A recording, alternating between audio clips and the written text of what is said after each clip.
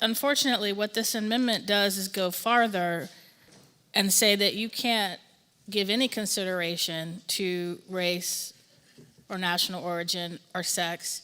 And in doing so, you leave in place the disproportionate impact that Jim Crow has had on our military. Right now, Black service members make up 9% of active duty service members, but only 6.5% of generals. Blacks make up over 20% of the American population, and in some states even more than that. And yet, because of the history of discrimination and segregation in the military, many are less likely to even want to try to apply.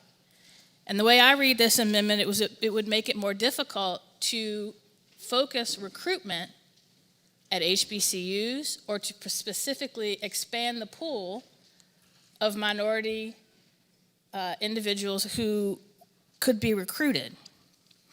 Now, last year I told you all a story about my uncles. I'm gonna remind you of that. I had 8 uncles, born and raised in the Gulf Coast of Mississippi between 1918 and 1938. And when they joined the military, because for them, the only option, because they weren't allowed to go to school after the 8th grade because no school educated Black children in Mississippi beyond the 8th grade, their only options were the military or as laborers. When they joined the military, including during World War II, they weren't allowed to fight. They were not allowed combat duty. The only opportunity available to them was as cooks or laborers. And the stories they brought back home to their children about how they were treated, I'm gonna let you guess whether any of their children had any desire to join the military.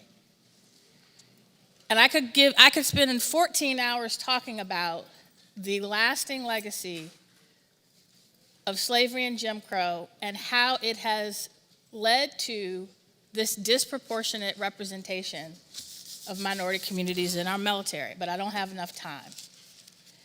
That disproportionate impact did not go away with the wave of a magic wand when Truman ordered the military desegregated, when the Civil Rights Act was passed, when the Voting Rights Act was passed. Left to its own devices, it cannot be undone. That is not reverse racism. That is redressing the legacy of racism by saying we want our military to reflect the diversity of the country that it protects. We want our officers to reflect the diversity of the country they protect and the men and women that they lead. Because if you can't see someone who looks like you in a position of leadership or in service, you won't feel welcome. As a matter of fact, after years of being told you're not welcome, you won't assume you're welcome. And this amendment does more than just say you won't be given a job solely because of the color of your skin. It says we can't even consider the color of your skin in deciding, do we want to have an armed services that reflects the diversity of the nation that it protects? And the way this amendment is written, I urge my colleagues to vote against it.